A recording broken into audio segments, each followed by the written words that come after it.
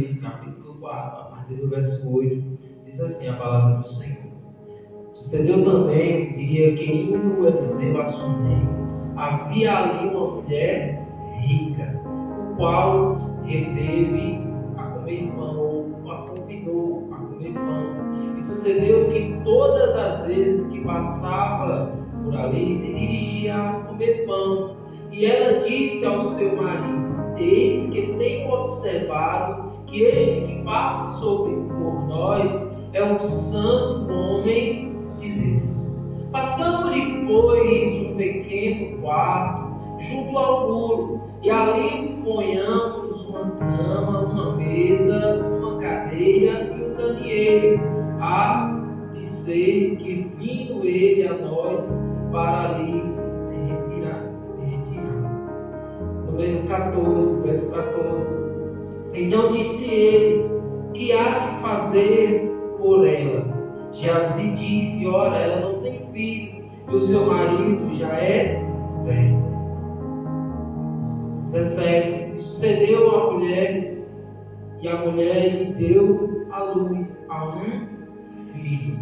Pulando lá para o verso 19, vai dizer: e disse ao seu pai, a criança: ai, a minha cabeça. Então disse eu: moço, leva-o à sua mãe. E ele tomou e o levou à sua mãe. E esteve sobre os seus joelhos até ao meio-dia e morreu. Amém? É uma história até um pouco conhecida dos irmãos, que aí vai falar da história de uma mulher que não cita o seu nome, assim como várias histórias na Bíblia que não citam o nome do personagem principal. E aqui só vai dizer que essa mulher era de Sunem, o lugar que ela morava. Ela era uma sunamita, assim como ela é conhecida na Bíblia, a mulher sunamita. Sunamita porque ela era de Sunem, a cidade que ela morava. Amém? Só que é interessante essa história, porque vai dizer a história, assim como Zaqueu, ela era uma mulher rica. Mas assim como Zaqueu, lhe faltava uma coisa: Zaqueu faltava conhecer a Jesus. Tinha dinheiro, tinha casa, tinha tudo, mas não conhecia a Jesus. E essa mulher também, ela era rica, tinha esposo, tinha casa, mas lhe faltava um filho. E aí ela convida Eliseu para sua casa e ali faz um quarto, como nós lemos. Porém, Eliseu sai, vai embora e pergunta para Geazi, que é o seu servo, e diz: essa mulher está precisando de quê? Ela tem tudo, o que ela precisa? E Geazi diz: eu tenho observado que ela não tem filho. E aí Eliseu profetiza na sua vida e depois ela tem um filho, assim como o profeta diz. Mas aí o tempo vai passando e nós vamos ler lá a partir do verso 18 que o seu filho teve dores de cabeça e morreu. Porém Eliseu vai lá e ressuscita a esse menino. E assim é a história dessa mulher sunamita. Porém acontece que tem algumas coisas que chamam a atenção dessa história quando nós lemos. E a primeira coisa que já chama a atenção na história dessa mulher sunamita é a observação que ela faz. Veja você no verso 9 que Eliseu ele não diz nenhuma palavra para essa mulher. Eliseu nem abre a boca no verso 9, se você ler. Ela que vai dizer para o seu marido: e disse a seu marido: eis que eu tenho observado que sempre este homem que passa por nós é um santo homem de Deus. Veja que Eliseu não falou nada. Eliseu não disse que ele era um homem de Deus, muito menos que ele era santo. Mas a mulher diz que ele é um santo homem de Deus. E o que é que nós aprendemos com isso? Que ela observa a vida de Eliseu, e ela observando a vida de Eliseu, ela vê o Deus que Eliseu serve e a qualidade da fé ou da comunhão do profeta. Por quê? Ela percebe que Eliseu não é um católico, Eliseu não serve a outro Deus, não serve a outros deuses, não serve a Dagon como os filisteus, mas serve ao Deus vivo. E Eliseu não diz para ela que serve a Deus, mas ela percebe pelo comportamento de Eliseu, o Deus que Eliseu serve. E mais ainda a qualidade da vida que Eliseu tem com Deus, que é o quê? Santa. Então, veja o que é o exemplo que nós temos que dar. Porque Eliseu não fala nada, mas ela percebe. Só em observar, não sou eu que estou falando, é a palavra de Deus. O verso 9 vai dizer, eu tenho observado que esse homem que passa por nós é o santo homem de Deus. Então, quando alguém olhar para mim, olhar para você, tem que perceber Deus na minha e na sua vida. E mais ainda, não é, vai ali o crente que compra e não paga, vai ali o crente que mente, não. Vai ali o crente que é o pagador, vai ali o crente que serve a Deus. Amém? Amém. Então, essa deve ser a nossa vida diante de Deus. E é interessante porque, como eu falava, Eliseu não fala nada. Então veja que o exemplo vale mais que 1000 palavras. Porque muitas das vezes a gente anda com a Bíblia debaixo do braço, anda com uma roupa toda engravatada, com gravata, mas isso não mostra nada. Isso não mostra que eu sou um servo de Deus, que vai mostrar para as pessoas que eu sirvo a Deus ou não é o meu comportamento, é o meu exemplo. E o exemplo vale mais que 1000 palavras. A Bíblia, a própria Bíblia vai nos ensinar, se você abrir a sua Bíblia, o livro de Tito, capítulo 2, versos 7 e 8, vai dizer justamente isso, que o nosso exemplo tem que ser santo. O livro de Tito, capítulo 2, verso 8, verso 7 e verso 8, se você abrir, diz isso, que o nosso comportamento como cristão deve ser reto, deve ser santo. As pessoas têm que ver Cristo na nossa vida. Amém? Amém. O verso 10 vai dizer que essa mulher vai fazer um pequeno quarto. Perceba que o quarto não tem uma luminária, o quarto não tem um guarda-roupa, não tem luxo. Mas quem está dentro do quarto é um homem de Deus. Então, perceba que a palavra de Deus ela é simples, mas ela fala conosco. Porque não é o lugar que nós estamos que é importante.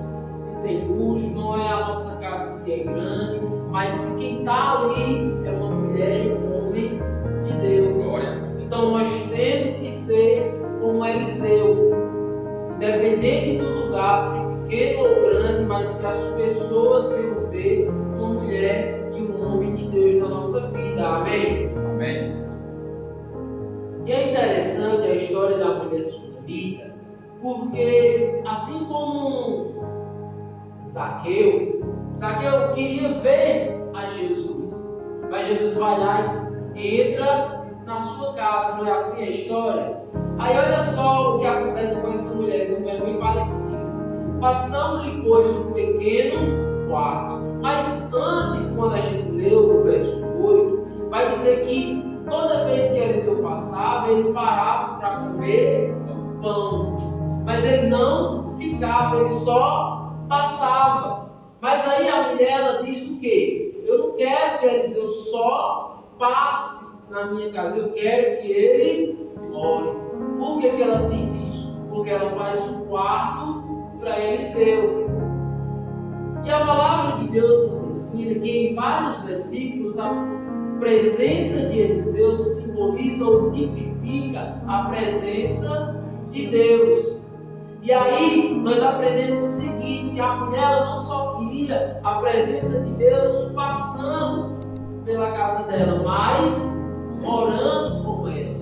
Então nós temos que aprender com essa mulher a não só ter a presença de Deus passando na nossa vida. Eu sinto a presença de Deus quando eu estou na igreja no domingo. Não pode ser assim. eu tenho que ter a presença de Deus morando comigo todos os dias, a qualquer momento da nossa vida. E a palavra de Deus, ela vai nos ensinar no livro de 1 Coríntios, capítulo 6, versículo 19, que o nosso corpo é templo e morada do Espírito Santo.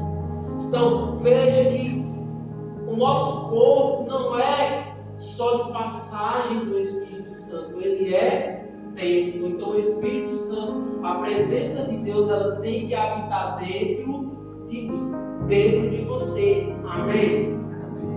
E a palavra dessa mulher é muito interessante, porque ela é muito detalhista e ela coloca algumas coisas específicas nesse verso 10. Olha só, ela diz, nós vamos fazer, eu e você, esposo, um pequeno quarto. Verso 10. Nesse quarto, eu vou colocar o que? Nós vamos colocar o que? Uma cama, uma mesa, uma cadeira e um candeeiro. São quantas coisas? Quatro coisas. Contando com um quarto, 5. Mas veja que tem uma ordem. E nessa ordem tem uma mensagem. Olha só. Primeiro que ela fala é o que? Quarto. Acompanhe comigo. Verso 10. Façamos um pequeno quarto. Quarto, na Bíblia, ou na palavra de Deus, simboliza o quê? Até para nós mesmos. Intimidade. Quando Deus ele vai dizer, entra no teu quarto, fecha a porta, é para quê? Para ter intimidade com Deus, para que nós possamos orar, falar com Deus. Então, o quarto simboliza intimidade. A segunda coisa que essa mulher ela vai falar, quarto, aí depois ponhamos em uma cama. Cama simboliza o quê? Cama para a gente. Quando a gente chega cansado e vai dormir, é para quê? Para descansar. Então, cama simboliza descanso. Sim ou não? Sim. Quarto, intimidade, cama, descanso. A outra coisa que ela vai falar é o quê? Uma mesa. Mesa significa o quê? Se eu estou em uma mesa, está toda a minha família jantando, almoçando, tomando café, eu estou tendo o quê com eles? Comunhão. É uma refeição, mas isso é para quê? Para que nós tenhamos comunhão. Um momento de comunhão, um momento de união. Então, mesa simboliza comunhão. A outra coisa que essa mulher vai colocar no quarto é o quê? Uma cadeira. Cadeira simboliza o quê? Posição. Se eu estou em uma cadeira mais alta, assim como degrau, a mesma coisa. Quer dizer o quê? Posição e comunhão. Comunhão é a mesa. Comunhão é a cadeira, simboliza posição e honra. Amém? A outra coisa, o quinto objeto que essa mulher coloca nesse quarto é um candeeiro. Candeeiro simboliza o quê? Uma chama. A presença, o direcionamento de Deus. Naquela época, quando as pessoas iam caminhar, iam sair durante a noite, elas andavam com um candeeiro. Para quê? Para saber o caminho, a direção. E aquilo não podia se apagar. Então, veja a mensagem. Primeiramente, ela fala de quê? De quarto. Quarto é o quê? Intimidade. Então, Deus ele quer de mim e de você mais intimidade. E depois, mais comunhão, que é a mesa. Então, Deus espera que eu e você tenhamos mais intimidade com Ele, mais comunhão. E sucedendo depois disso, a mulher vai falar sobre o candeeiro, que simboliza o que? A chama não se apagar. A presença de Deus, o direcionamento de Deus. Então, quando eu tenho intimidade com Deus, quando eu tenho comunhão com Deus, então eu estou na direção certa. Eu tenho um posicionamento, um direcionamento correto com Deus. E aí, vai continuar a palavra nos ensinar, porque Deus ele vai nos orientar Para quê? Para que nós cheguemos a uma posição, a uma cadeira que Ele quer nos colocar. Mas eu só vou chegar nessa cadeira quando eu passar pela intimidade, pela comunhão. Aí quando eu chegar na cadeira que Deus quer, no posicionamento, no lugar que Deus quer, aí eu vou encontrar o descanso. Aí sim eu encontro esse descanso. Amém? E a palavra de Deus, ela vai continuar nos ensinando, através da vida dessa mulher, lá no verso 14, vai dizer que ela faz esse quarto e ela recebe o seu filho, que ela esperava, mas ela só recebeu o seu filho porque ela fez, primeiramente, o quarto para o profeta. Então, nós aprendemos com essa mulher que eu preciso abençoar para depois ser abençoado. Não tem como eu colher fruto, colher alguma coisa de uma árvore se eu não a plantei. Então, eu preciso abençoar para depois ser abençoado. E isso prova o que eu estou falando no verso 21 do mesmo capítulo 4. Por quê?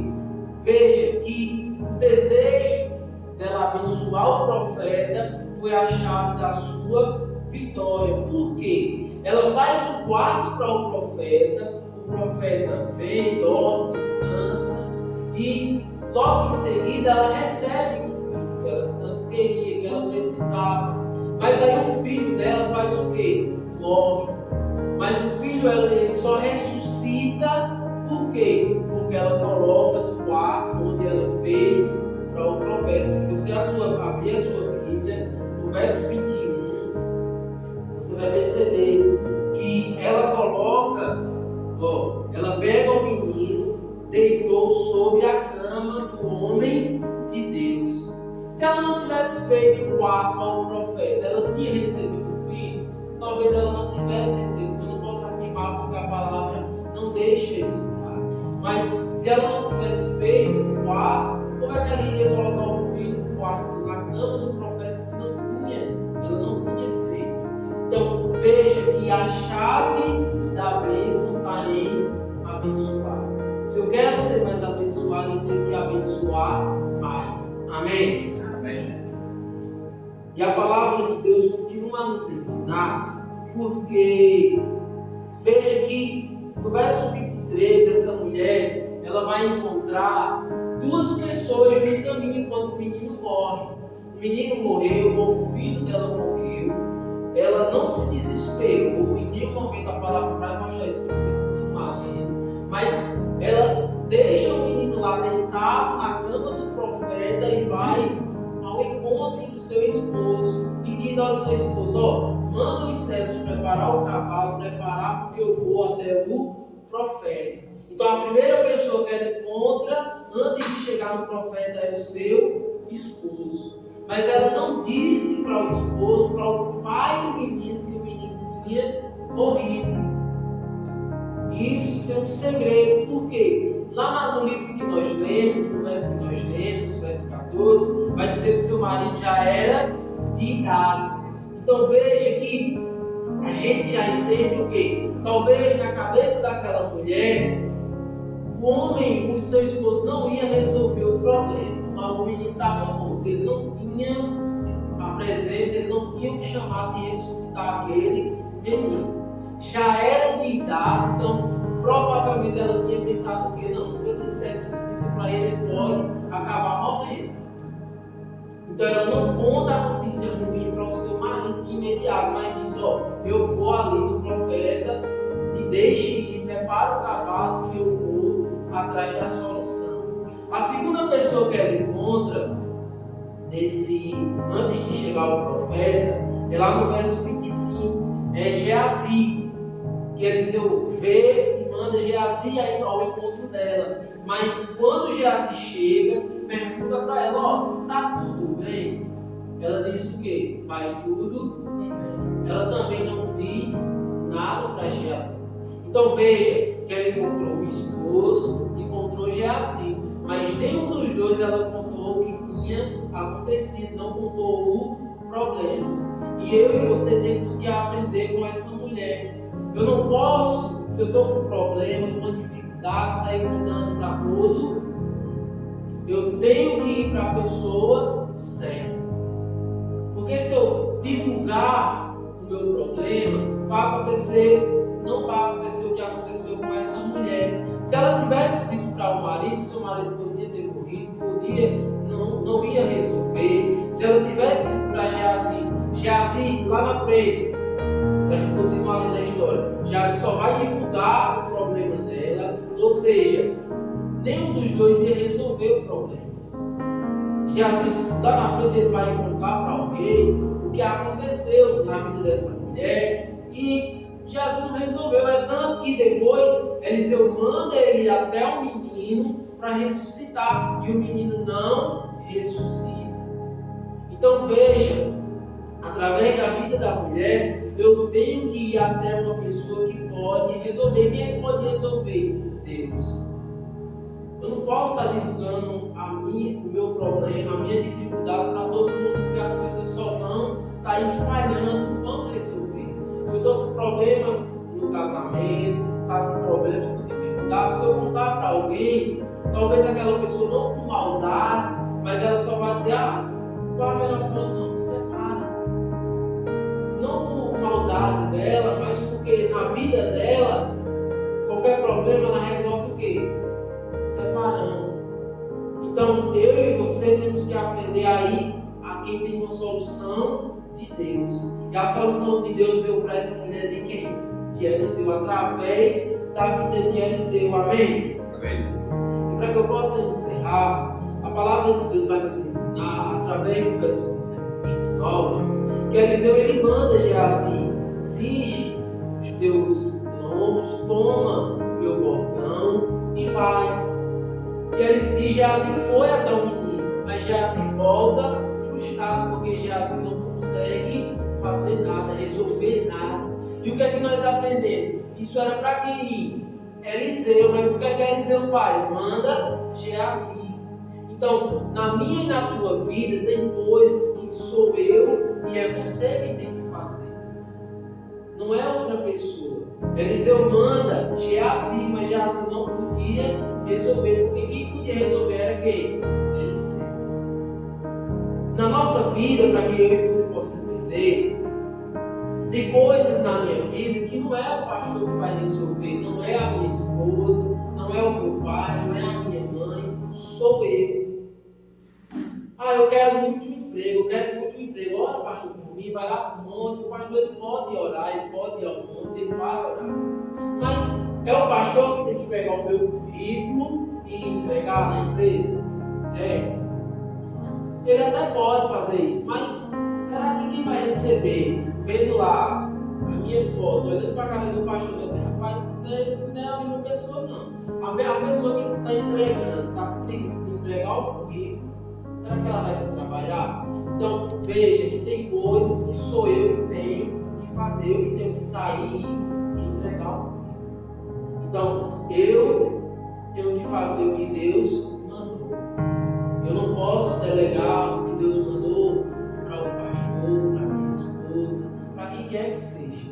O que Deus mandou, eu tenho que fazer. Você tem que fazer, não é outra pessoa. Amém?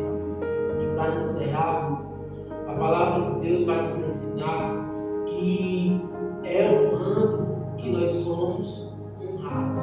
Se você abrir a sua Bíblia, no capítulo 8 do 2 Reis, você vai ver que ia ter uma grande fome, verso 1 e 2, do capítulo 8.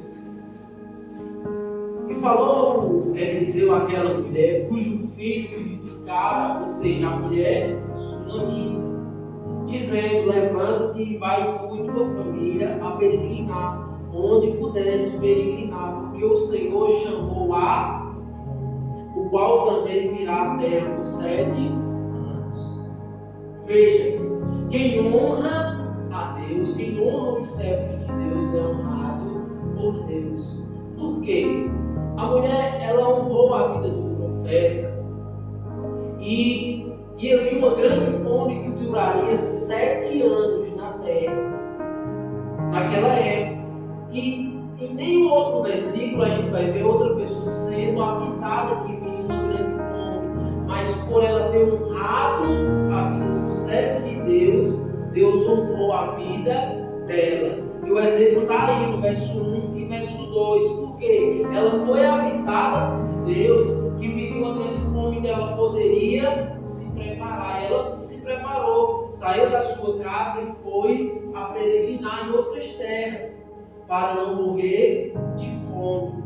E aí é interessante que eu falava lá no início que Eliseu só podia divulgar, não podia resolver, mas só fez divulgar, tá, sabe aonde? Verso 6 do capítulo 8. Ele estava conversando com o rei Geazi, capítulo 8 de 2 Reis, verso 6. Geazi está conversando com o rei e está dizendo, ó, existia uma mulher que meu servo, meu senhor Eliseu, ressuscitou o seu filho. E aí na mesma hora, olha só, quem é que chega diante do rei, diante de Geazi? A mulher Sunami. E é interessante essa história, sabe por quê? Essa mulher, ela saiu do direcionamento de Deus, no tempo de Deus, durante esses 7 anos. Aí ela volta para a sua terra. Porém, aí tem um detalhe dessa história, que aqui não conta. Quando você saía naquela época da sua terra, da sua casa, durante 7 anos, se você passar 7 anos fora da sua casa, você perdia legalmente a sua terra. Então, ela tinha perdido a sua casa, seu terreno, tudo. Ela não tinha mais nada. Isso legalmente o Estado tinha pego, porque ela tinha se ausentado, ou seja, ela tinha abandonado a sua terra. Não é como hoje que a gente pode sair da nossa casa, fechar, passar 100 anos. E quando a gente voltar, se a gente viveu 100 anos, se a gente voltar, a casa vai estar lá, é nossa. Naquela época ela tinha perdido, só que como ela sai na direção de Deus, no tempo de Deus, o rei ele restitui tudo que ela tinha. Mas por quê? Porque ela obedece a Deus. Ela não saiu, não foi no tempo dela, não foi na direção dela, foi na direção e no tempo de Deus. Então nós temos que aprender através da vida dessa mulher. Amém? E eu gosto muito da vida dela porque é poucos versículos que contam a história dessa mulher. Eliseu, ele é lembrado aqui pelo fato que ele é um homem de Deus e é santo. Mas essa mulher fala um pouco dela em poucos versículos, mas a gente consegue. Ela passou 7 anos, né? Fora da sua casa, foi 7 anos de fome. Eu consigo detalhar aqui 7 características, 7 virtudes dessa mulher em poucos versículos. Veja, ela foi uma mulher generosa, porque em nenhum momento a gente vai ver lá no verso 8, Deus dizendo para ela, ó, faça um quarto profeta. Não, ela que disse, ela colocou no seu coração, dizendo, nós, eu e você, meu esposo, vamos fazer um quarto profeta. Então ela era uma mulher o quê? Abençoadora, generosa. Então eu e você temos que ser como essa mulher o quê? Generosos. Amém? Veja que ela é uma mulher observadora. Eliseu não fala nada, mas ela observa a vida de Eliseu. Então mejamos observadores. Veja que ela é uma mulher o quê? Detalhista. Ela diz, ó, nós vamos fazer um quarto lá no cantinho do muro, com uma cama, uma mesa, um candeeiro. Ela diz os detalhes. Então eu e você temos que ser detalhistas, temos que ter determinação. Amém? Outra coisa que essa mulher tem, que o livro vai nos mostrar, é o que? Controle emocional. Nós temos também que ter, temos que pedir ao Senhor. Por quê? O relacionamento que mais nos abala é o filho, é o pai, uma mãe, um esposo, uma esposa morrer. Porque foi o filho dela, era para estar desesperado, era para estar o quê? Chorando, era para estar preparando o velório, mas em nenhum momento ela fecha lá o seu quarto, deixa o menino lá e vai atrás do profeta, atrás de Deus. Ela não está desesperada. Então veja que nós temos que ter o quê? emocional. Quando a dificuldade vier, a dificuldade nós não devemos nos desesperar, mas correr para os pés de Jesus. Ela era uma mulher que tinha atitude.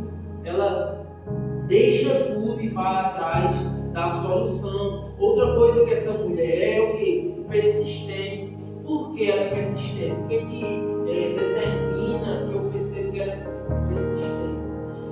Eliseu manda Geazi ir lá curar ou ressuscitar um menino. E Geazi não ressuscita. Então, quando Geazi volta, ela poderia dizer: o Senhor tentou, mandou lá o seu servo ir, não ressuscitou, vou agora preparar, né? O que é preparar o velório. Mas o que ela faz? Não vou sair daqui enquanto eu não receber a minha vitória. Então, eu e você temos que ser como essa mulher, o quê? Persistente.